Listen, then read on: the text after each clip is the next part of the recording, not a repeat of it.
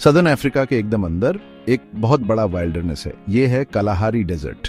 ये एक जगह है जहां बहुत खुली जगह और कमाल की ब्यूटी है।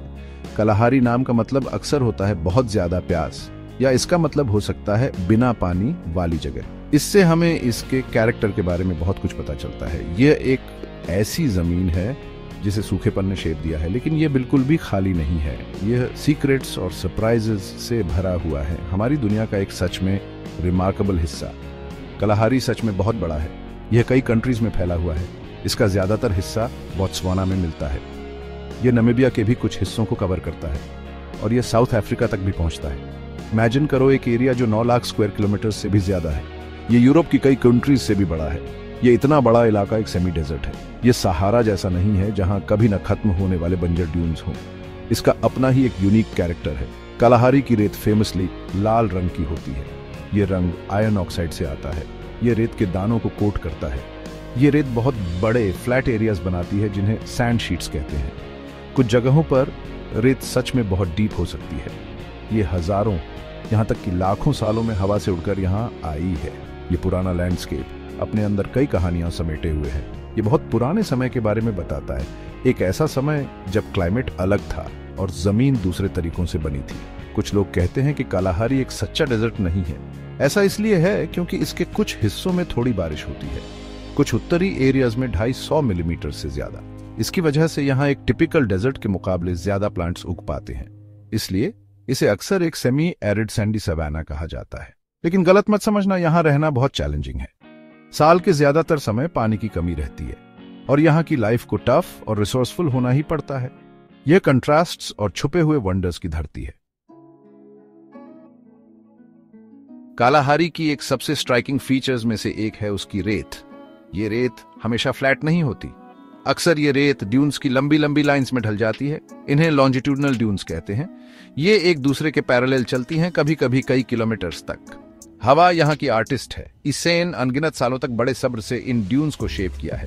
इनमें से कई ड्यून्स अब स्टेबल हैं। इसका मतलब है कि ये घास और छोटी झाड़ियों से ढके हुए हैं। ये दूसरे डेजर्ट्स के ड्यून्स की तरह ज्यादा मूव नहीं करते। एक और स्पेशल फीचर जो आपको यहाँ मिलेगा वो है विलाइज या पैंस। ये जमीन में शैलो डिप्रेशंस होते हैं। कभी कभी ये काफी बड़े होते हैं। बारिश के बाद ये पानी से भर सकते हैं। इससे टेम्पररी झीलें या वेटलैंड्स बन जाते हैं। ये पैंस वाइल्ड लाइफ के लिए वाइटल हैं। जानवर यहाँ पानी पीने के लिए इकट्ठा होते हैं। पक्षी इन ओएसिस की तरफ झुंड में आते हैं। लेकिन साल के ज्यादातर समय कई पैंस सूखे रहते हैं। उनकी सरफेस क्रैक्ड क्ले की होती है जो धूप में शिमर करती है। कालाहारी में पानी जिस तरह से मूव करता है वो काफी यूनिक है। यहाँ ज्यादातर परमानेंट नदियां नहीं है। सुदूर उत्तर में एक शानदार एक्सेप्शन है। ओकावांगो नदी अंगोला से फ्लो करती हुई आती है। ये समुद्र तक नहीं पहुंचती है। इसके बजाय यह एक ह्यूज इनलैंड डेल्टा में फैल जाती है। इससे एक लश ग्रीन पैराडाइज बन जाता है, एक सूखी जमीन पर पानी की दुनिया। यह डेल्टा लाइफ से भरपूर है। सचमुच एक हैरान कर देने वाला नेचुरल वंडर। दक्षिणी और मध्य कालाहारी में चीजें डिफरेंट हैं। यहाँ आपको पुराने सूखे रिवर बेड्स मिलेंगे। ये उन नदियों के गोस्ट्स जैसे हैं जो कभी यहाँ बहती थीं। इन्हें ओमुराम्बा या फॉसिल रिवर्स कहा जाता है। इनमें से कुछ पुराने रिवर कोर्सेज शायद बहुत कम ही फ्लो करते हैं, शायद सिर्फ एक्सेप्शनली हैवी रेन्स के बाद ही। ज्यादातर समय ये ड्राई वैलीज होती है। फिर भी अंडरग्राउंड पानी मौजूद हो सकता है और ये एरियाज थोड़े ज्यादा हरे भरे हो सकते हैं। ये जानवरों के लिए इंपॉर्टेंट पाथवेज बनाते हैं। कालाहारी की सोइल ज्यादातर सैंड ही है, जैसा हमने देखा है। ये सैंड अक्सर फाइन और काफी लूज होती है। ये सरफेस पर पानी ज्यादा अच्छे से होल्ड नहीं कर पाती। रेन जल्दी से नीचे सिंक कर जाती है। सॉइल्स में आमतौर पर न्यूट्रिएंट्स ज्यादा नहीं होते।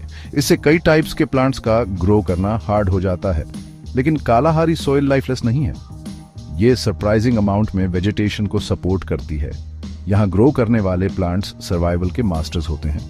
उन्होंने इन टफ कंडीशंस में अडेप्ट कर लिया है। कालाहारी का क्लाइमेट एक्सट्रीम्स वाला है। समर्स इनक्रेडिबली हॉट हो सकते हैं। टेम्परेचर्स 40 डिग्री सेल्सियस से भी ऊपर सोर कर सकते हैं। विंटर्स दूसरी तरफ सरप्राइजिंगली कोल्ड हो सकते हैं। क्लियर विंटर नाइट्स में फ्रॉस्ट्स कॉमन है। रेनफॉल अनप्रिडिक्टेबल है और ग्रेटली वैरी करती है। साउथ और वेस्ट सबसे ड्राइस्ट पार्ट्स हैं। उन्हें पर ईयर 150 मिलीमीटर से भी कम रेन मिल सकती है। नॉर्थ और ईस्ट में ज्यादा रेन होती है। रेनफॉल में इस डिफरेंस का बड़ा इंपैक्ट पड़ता है। ज्यादा एरिड सदर्न कलाहारी में प्लांट लाइफ स्पार्स है। आपको हार्डी ग्रासेस मिलेंगी जो ड्राउट विथस्टैंड कर सकती है। लो ग्रोइंग श्रब्स लैंडस्केप पर जगह जगह दिखती है। अकेशिया ट्रीज यहाँ कॉमन है। वो ड्राई कंडीशंस के लिए वेल अडेप्टेड हैं। अपनी लॉन्ग टैप रूट से वो डीप अंडरग्राउंड पानी सर्च करते हैं। उनके थॉर्न्स उन्हें ब्राउजिंग एनिमल से प्रोटेक्ट करते हैं। कई प्लांट्स में स्मॉल लीव्स होती हैं वाटर लॉस रिड्यूस करने के लिए। ये सटल कलर्स और टेक्सचर्स का लैंडस्केप है। लाइफ की टेनेसिटी का एक टेस्टामेंट। जैसे जैसे आप कालाहारी में नॉर्थवर्ड्स ट्रैवल करते हैं, वेजिटेशन चेंज होती है।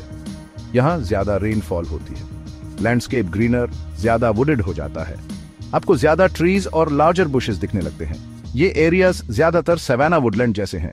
ग्रासेस टॉलर और थिकर ग्रो करती हैं। प्लांट स्पीसीज की ग्रेटर वैरायटी होती है। ये रिचर वेजिटेशन ज्यादा एनिमल्स को सपोर्ट कर सकती है। ये दिखाता है कि रेनफॉल में छोटे चेंजेस भी सेमी डेजर्ट एनवायरनमेंट में कितना बड़ा डिफरेंस ला सकते हैं। कालाहारी बहुत ही कमाल के अलग अलग तरह के एनिमल्स का घर है। यहां तक कि ड्राई साउथ में भी लाइफ अपना रास्ता ढूंढ ही लेती है। यहाँ के क्रीचर्स इन कठोर कंडीशंस के लिए बिल्कुल परफेक्टली अडेप्टेड हैं। शानदार जेम्सबर्ग या ऑरिक्स एक असली डेजर्ट में रहने वाला है। यह लंबे टाइम तक बिना पानी पिए सर्वाइव कर सकता है। जो प्लांट्स ये खाता है उनसे मॉइस्चर ले लेता है। मीरकेट्स अपने फैमिली ग्रुप्स में गार्ड बनकर खड़े रहते हैं। आसमान में ईगल्स को स्कैन करते रहते हैं। कई रोडेंट्स, रेप्टाइल्स और इंसेक्ट्स भी यहाँ खूब फलते फूलते हैं। हर एक की सर्वाइवल के लिए अपनी अलग स्ट्रेटेजी होती है। वेटर नॉर्दर्न रीजन्स में और खासकर ओकावांगो डेल्टा के पास एनिमल लाइफ और भी ज्यादा डाइवर्स है।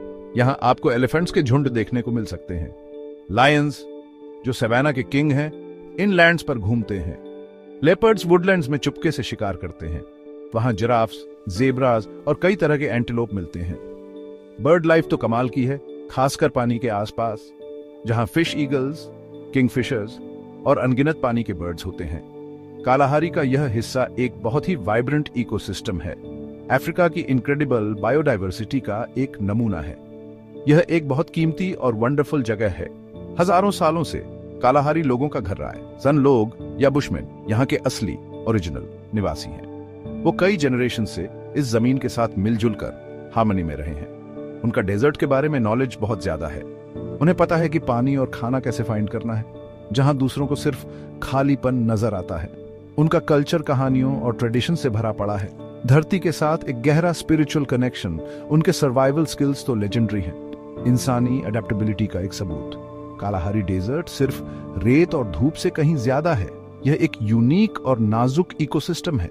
यह लाइफ की सरप्राइजिंग डाइवर्सिटी को सपोर्ट करता है। सबसे छोटे इंसेक्ट से लेकर सबसे बड़े मैमल तक। यह साइंटिफिक रिसर्च की भी जगह है, जिससे हमें समझने में हेल्प मिलती है कि लाइफ एक्सट्रीम एनवायरनमेंट्स में कैसे अडेप्ट करती है। लेकिन इसके सामने भी कुछ चैलेंजेस हैं। क्लाइमेट चेंज और ह्यूमन एक्टिविटीज इस नाजुक बैलेंस पर असर डाल सकती हैं।